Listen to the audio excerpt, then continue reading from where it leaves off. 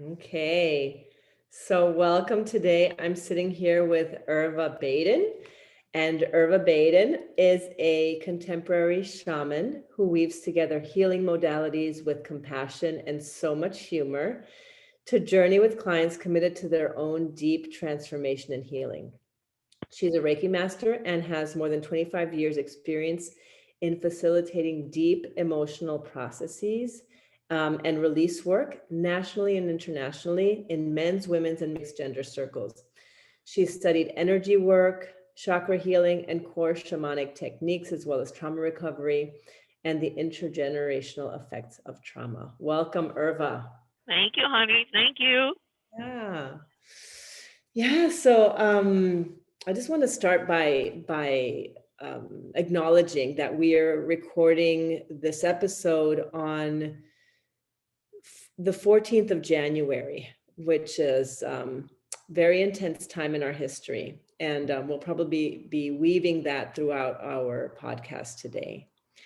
But Irva, I just wanted you to share a little bit about, after this introduction, wanted you to share like why you do what you do, share a little bit about your journey and why you came to work with, transgenerational or intergenerational stuff around racism specifically. Right, right. Well, um, I'm African American and identify as that, although when I was a child, having been born in 1949, I was colored then. Later on, I think I got to be a Negro. And then at some point, probably in college, I got to be Black. Now, I just got African American, US born, descendant of enslaved people, and African American is what works for me. Mhm. So, so when when we talked about doing this, and I think I hear you ask me, why do I do what I do? It's after so many years. I'm 71 years old. I look good though, don't I? You do. I look good. Okay. Okay. I'm 71 years old. I have seen all manner of, we may need to delete some words, crap happen to me, Yeah. to my relatives, to my friends over the course of 71 years.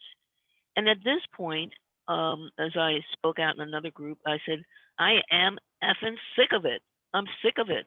I have had enough. And with the advent of the soon to be past administration, I Mhm. have seen, I can't say that name. I can't say that name. It's bad. Do it. Okay.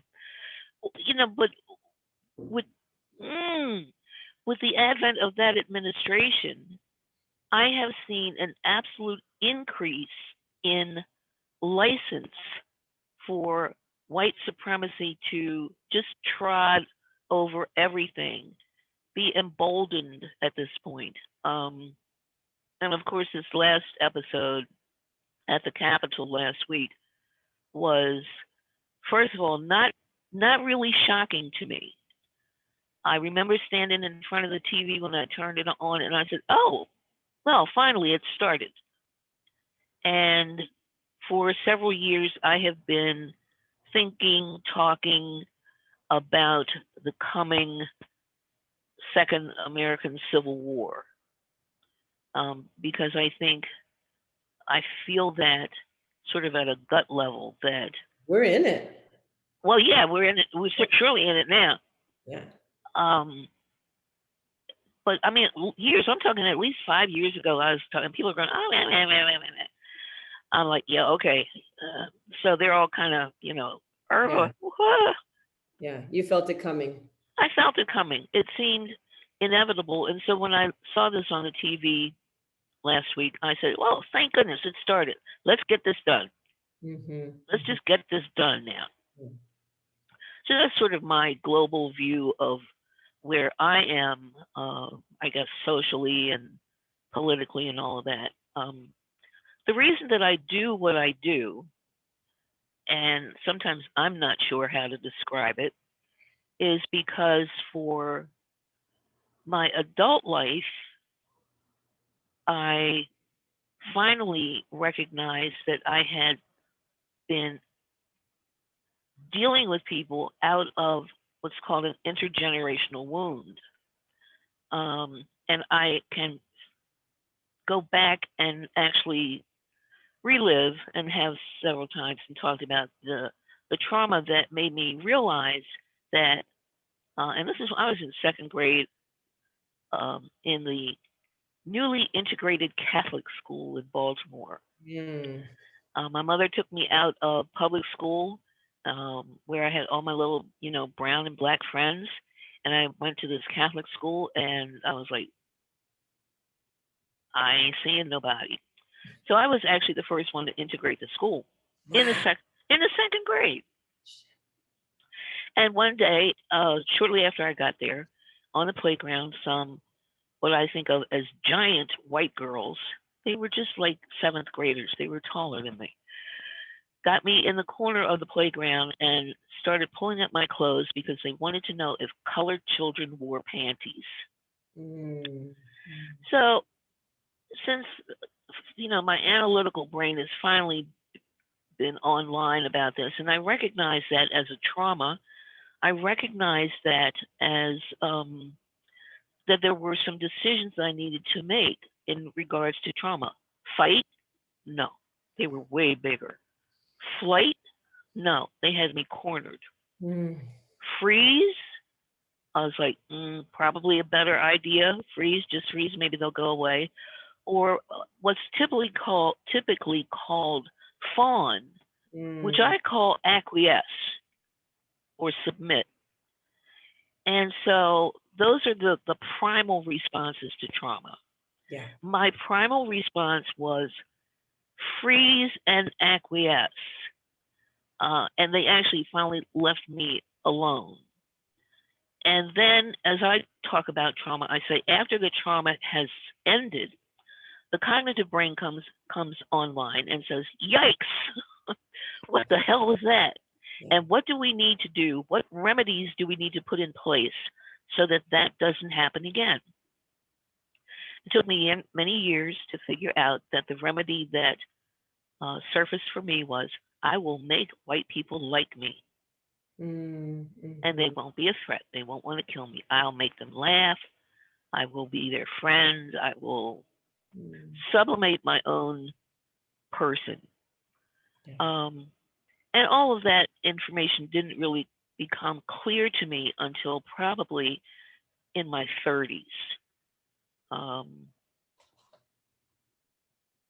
So I just need to breathe for a second because it's still, it's huge. It's huge. So many years of various forms of therapy, mostly from white therapists. Yeah. Now we know how that went. I had good jobs and all manner of, success, pretty much success in various professions, medical stuff, and then sales and of medical equipment. It's a big torture machine that people use. But anyhow, and finally, I was living in Wisconsin. I was maybe one of two Black people in Wisconsin. And a woman that I had been friendly with, we were talking over lunch and some other folks. They were talking about the possibility of an upcoming layoff at the company. Things weren't going bad. And I said, well, I don't think they want to risk laying me off. And she said, what is that? I said, well, I'm a single Black woman. And she looked and her face absolutely changed, really changed. And she said, you're not Black? And I said, yes, I am. What? Oh, yeah. So I used to wear my hair straight. That was the era of straightening the hair for most of the time. And I said, yes, I am. And she said, no, you can't be Black. I said, I am Black. I've been to your house and I sat on your toilet. Yes, I'm Black. And the horror on her face was absolutely stunning. And I felt something rise up in me with many bad words attached to it. Something like blank you, you blank, but And I think that was an opening of awareness for me. Yeah. I had probably just turned 40 at that point. Mm. So I ended up, after lots of stuff, ended up in Philadelphia and found a great therapist, a Black woman. I decided I want a Black woman therapist. Did a lot of work, had a lot of issues, and over the past, say, 10 years or so, or maybe a little bit more, started to become interested in trauma response, energy work, what used to be called all the woo-woo stuff. It's like, oh, okay. And really, for some reason, really took to that. It's just, woo was my thing at that point. But learned a good bit of stuff from various well-renowned energy workers. Anadea Judith is great on chakra work. Donna Eden was great for basic energy work. Yeah. And then shamanic stuff, I started to look at that because it seemed to me that what I had experienced was not new. And what other people were experiencing was not new in particular groups. And that there were folks on the planet who had been on the planet for generations. They're, not just one generation, but generations of people who knew how to deal with what I call the internal life, the inner world. Yes. And they did all manner of things that seemed oh so strange, but also so effective, and it resonated for me. Yeah. Yep. So let's see. This is 2021. Praise. About maybe 7 years ago or so, I was sleeping, and you can see this on my website. I know you've heard this story, but it's so stunning to me. So 3 o'clock in the morning, I'm snoring away, just sleeping good. And I actually heard a voice that said, it's time for you to write a workshop on healing from racism. Now I'm sitting up in the bed at this point going, okay. For those of you listening, she said, what the fuck? And I'm stunned, and I'm sitting there, and I turn the light on, and I get a pad of paper, and I start writing. Mm. And that's when it really started, when this is my journey to creating some medicine, I guess you might say. I would call it medicine. Absolutely medicine. For folks to release the stuff that confines us, release the outrageous lies that we've been told about ourselves and ways that we've been treated, all of that. Because for me, that lives in our bodies. Mm-hmm. And also in reading a lot of stuff about intergenerational trauma, how it's passed on from generation to generation, which a lot of people, particularly some Black folks that I was speaking with, said, well, that just means there's something wrong with us. No. Do not take it that way. This is an energetic form that moves. It moves through generations and may skip a generation, but also the good stuff, the ways that our ancestors were resilient and what they did to freaking stay alive and keep their families together. All of that we have in us. So, I don't know. I finally got together a group of people and said, here's what I'm thinking. Here's what I've been writing. What do you think about this? And they said, let's try it and see. And we did. And here I am. Amazing. I mean, and to get that call, like a real 3 a.m. call, and to begin answering it, like I'm imagining just from my own process, I imagine that there's so much like stuff, emotional stuff that comes up for you as like, around your own, can I do this? am I worthy of doing this? And, like all of the junk, right? Right. All the imposter Absolutely. stuff. And yeah. Right. Right. And I met you right sort of in this beautiful moment where like you were doing this work and really excited about it. And I was just sort of recognizing how colonialism, like the energy of colonialism, lives through culture and is transmitted through our relationship with our parents, for example, like how, parenting. And we just like, we met and we were like speaking the same language. We were. We were. It was great. I remember that.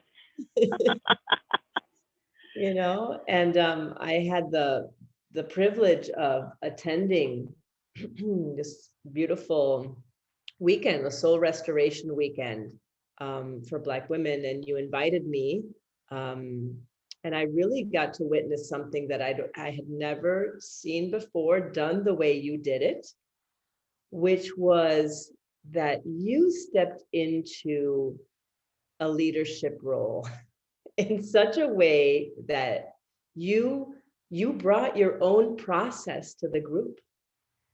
Do you remember that?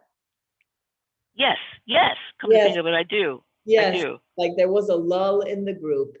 Yes. And you stepped in and you were talking about how you were being affected by the lull and what was coming up for you in it. And that was such a beautiful display of vulnerable, authentic leadership that felt so horizontal to me that I've been embracing that ever since I witnessed it.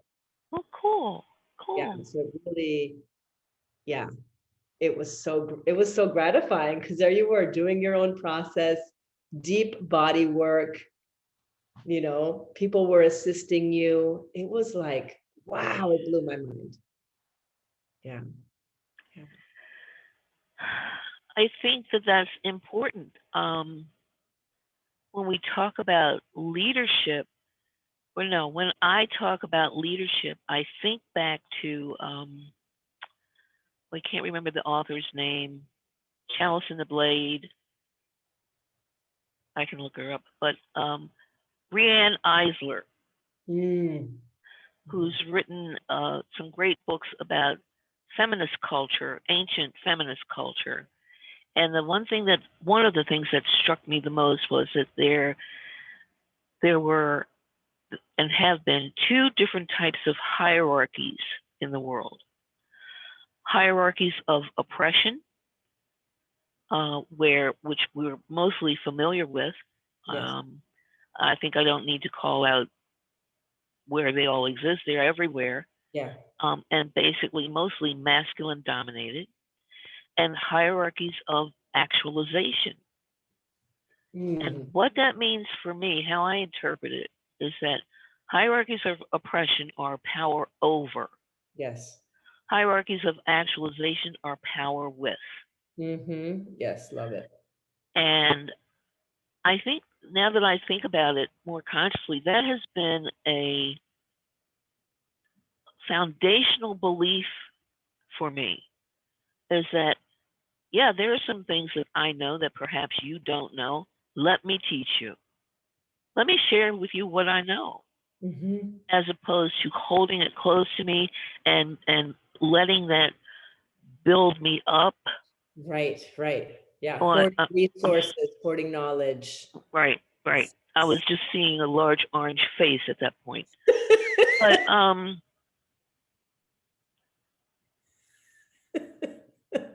we're going there. She went there. Yeah, she went there.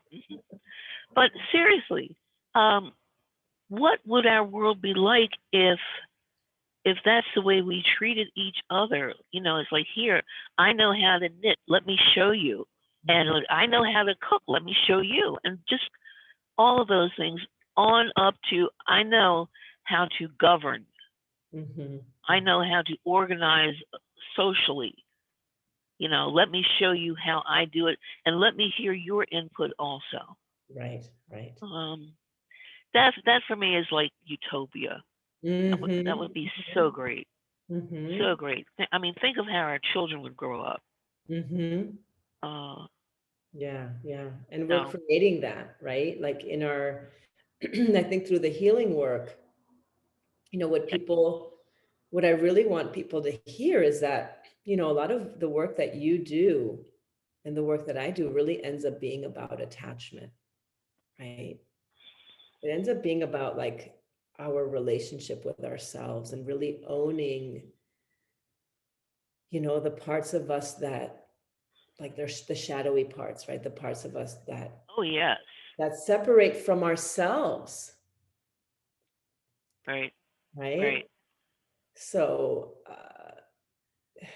I forgot where I was going with it, but ultimately, like, we're creating the utopia by creating that space, that space within ourselves, right? And the more space we have within ourselves, the more we can hold, right? And when I'm sort of putting my arms out, because it really is Mhm. about embracing, Mhm. right? Embracing sort of a bigger picture. And I know that spirituality for you is a huge piece of it, right? And you've been trained in the same. I haven't been trained as much as you have, but in the path work, just in Oh embracing sort of yeah. aspects of personality, shadow, which is like, unconscious or lower self, as they call it in the path work. But Right. can you share a little bit about what that, like, how you incorporate that work, sort of those principles in your own life? Path work. Path work. 15 years I think now. I've been doing path work and actually just became a certified pathwork teacher. Yeah. Um, and as I went into, it's like 2 years I think, teacher training, maybe a year and a half. It seemed long, but what what I knew that I wanted to get out of that training was, and this is what I said, is that pathwork has a lot of wonderful learnings, concepts, and tools to Mhm. help oppressed people, black and brown, remove the shadows from that and step into their authentic selves. Now, authentic self is the workshop I have coming up, reclaiming your authentic self. There's a Yes. concept in pathwork called the idealized self-image Yes. that made me jump up and down. Because I'm just telling you, I got so excited. People in the room, of course, I was the only black student in that group, Yes. but nobody wanted to know about my underwear. Um, so I'm jumping up and down, going like, "This is great." I said, "Idealized self-image. I know exactly what mine was, where it came from, how it played out over these years. Now, granted, I know that because of years of introspection, good guided therapy, and the grace of God, if you will." Um, so for me, it's important for folks to understand what have we sublimated to fit in to Right. a colonial environment here, colonialism, or Yeah. what's the other word? I can't. The oppressive. Uh, Like a white supremacist, like thank sort of you. Yes, rigidity. right, Yeah. right. So I think that it's important and I work specifically in groups. I work specifically with American-born, African-descended women. And Hmm. people sometimes say, "Well, why don't you do this? Why don't you do that? Why don't you include all people of color?" Okay, couple things. First of all, I'm a woman. I identify as a cis woman. Okay, for folks that are um, transgendered, I have no lived experience of that, and I don't want to cause any more harm, what, inadvertently or what. I need to kind of stay on my road. My Hmm. road. My road includes folks whose ancestors experienced the Middle Passage, Yes. who ended up on the American continent Yes. because there are specific laws, practices, and atrocities that happened here in the United States Yes. and that still affect us subliminally, however you want to say. It's that intergenerational experience has moved through us and leaves some wounding. Right, the imprints. Yes, right. And one of my favorite writers of trauma says, I saw this, I think it was on the book, and I said, I need that book. Trauma fragments the soul. Mm-hmm. And that was so deep. And I mean, I felt myself like open to that and then want to close. Mm-hmm. The closing does not serve. I must remain open to finding the places where my soul became fragmented. Mm-hmm. And if you want to call it soul or personality, however you term it, there's something that got passed on that keeps me from being my authentic self. Mm-hmm. Mm-hmm. Um, Right. And when you're in a idealized self, yes. right? When you are in your idealized self, there are parts of you that you have disowned, Oh, separated yes. from, right? That fragments, right? These shards, these pieces are living somewhere inside of you, and they're sort of sitting in this box. And your work, your energy work, your body work helps women, specifically US born Black women, reclaim those parts of Yes. themselves and to own them and to sort of incorporate them. And I'm just sort of putting my arms around myself, like to be able to hold all parts of who they are and then offer it in their relationships, in their work, right, to the world. Absolutely. Absolutely. A new favorite writer that I have, Thomas Hubble, Hubl, and we can list books later. Thomas Hubel, yes, I love him. Hubel. Yeah. Oh my God. Collective trauma. Yeah. Now I forgot what point I was going to make. No, I got it. Okay. This guy talks about how when we, and this is, I believe this for a long time, and other people have described it, but I've never seen anyone describe this phenomenon as well as he does.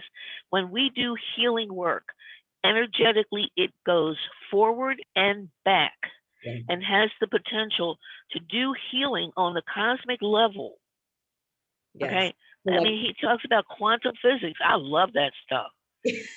I love quantum physics. It's just like, whoa, okay. But I believe that. Yeah. And it also enables us to not pass on these what I call, these are trauma responses that Yeah. are buried deep in us. Right. But let us, at least if we don't want to do the work for ourselves, do it for your ancestors. Because I believe that the ancestors are around us. I mean, who is it that decided to speak to me at 3 a.m. 7 years ago?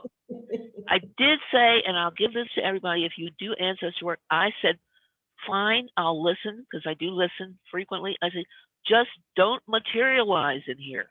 I can't take that. I really can't. That would just scare me too much. But I believe that. Yeah. Yeah. And sort of, a point that I want to bring in here is that, like, you talk about the epigenetic pieces, Yes. right? The parts that are really like a biological transmission of trauma, Right. biological and behavioral, and the energy part. Yes. Right? So it's not one or the other, it's both, and they sort of come together. And Yes. the work that you do offers entryways into both, release work into both. Can you talk a little bit more about that? How much time do we have? Do what you can. I don't know. I mean, I don't know where to start except what you said, in that all the parts of us must be addressed and come together. Okay, when I think it's Kalsha that said trauma fragments the soul. We need to bring those parts together. back together into connection with each other. Mhm. All of the biological stuff, absolutely. The mental, I said physical, but the spiritual aspects, the cosmic aspects of who we are and who we are meant to be. Mhm. And pathwork does that for me to some extent, particularly about the cosmic aspect Yeah. of our being. So maybe a better question, Irva, is how, right? For somebody who's listening, how do they go about doing that?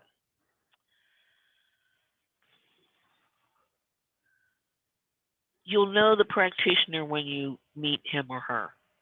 I do believe that. I believe it is taking time in nature, in silence, listening to the nothing, because there's so much in the nothing. And I know that sounds a little weird, but I believe that. Slowing down. We live in such a frenetic world, and now with all of this crap going on, who has time to just sit and contemplate? Well, make time. Make time. Make time to contemplate and to feel your body also. Mhm. Be aware of what body sensations come up for you in certain circumstances. Mhm. I had a good friend of mine who complained about a chronic pain in her ankle. Mhm. And finally, I said to her, do you want to look at that more broadly? And yes, and long story short, the chronic pain was a pain that an ancestor, African descended ancestor, had experienced from being shackled to the bed so she wouldn't run off. Oh, She would run away from the plantation and get caught and punished. And so her relatives, perhaps mother, I don't remember, shackled her to the bed. So to try to keep her safe. And that manifested as a chronic pain in her ankle. I had another client that talked about pressure over her chest, and particularly she was looking for relationships, couldn't find relationship. Well, you know that whole story. I know that story. Yeah. And in working with her over maybe 6 months, maybe almost a year, she had a metal plate over her heart that had tethers through her back to a group of ancestral grandmothers who wanted to protect her from being hurt in relationships. Now, I can't make this stuff up. I can't, because some of it, I just go and then keep on working with it. But I believe that there's such a wealth of information when we open ourselves to whatever you want to call it, spirit world, energy world. I believe Hubel talks about there is no time, all time is now. Right. And I believe that. Yeah. Yeah. I believe that. Yeah. And so, I've had that's beautiful. I've had the privilege of working with you, and sort of what you're talking about in the body is like pains, tightness in the chest, or sensations, period, right? The throat, that's a huge one. Throat blocks. These are all signs and symbols of things that want to be healed, right? And they don't necessarily have to do with something you experienced in your lifetime, but there are these resonances or these imprints from the ancestors that are like speaking to us. Yes. Right? And you work intuitively with those, like you stay present with them, you offer curiosity and presence to them in such a way, and the client too, right? And together you are able to sort of come up with like where the roots are, right? Where it comes from. it's not that I come up with it. I think it's given to me. Right. So, and I have to say that gave me a chill just now. So the reason I talk so much about Hubel's book now is that there was a paragraph in where he talks about the spiritual aspects of trauma. And I jumped up, I read a paragraph and jumped up and said, that is exactly what happens to me, is that I make an energetic connection, not only with the person, but with whatever, another chill, whatever energy is around them. And things come to me. Yeah. I have done stuff that later on in the afternoon, and I go, what the hell was that? I mean, yeah, when we work together at that. Yes. You And I really do work very well together. We inhabit that same space. Yes, Right? absolutely. Yeah. Absolutely. Yeah, Absolutely. I have seen you go there. It's beautiful. And it's amazing. And it's not necessarily intellectual. No, it's not. And there is, I think I'm coming into this now myself, that there is a way that I need to own it with all humility. Yes. I should write that down. That was good. I'm serious. Yes. I don't think I've ever voiced it like that, but it's that after all this time, and so many, actually, I worked in a international group that did a women's weekend for a long time, and just people would come up to me and say, how'd you do that? And I'm like, I don't know. It just came to me. And I think I need to, or have stepped into the ownership of, there is some connection that I have been opened to and access that is granted to me. I do believe that this is definitely my path, and I'm charged with this work. It's a charge. I've just started saying that. And I'm charged in a specific path. Right.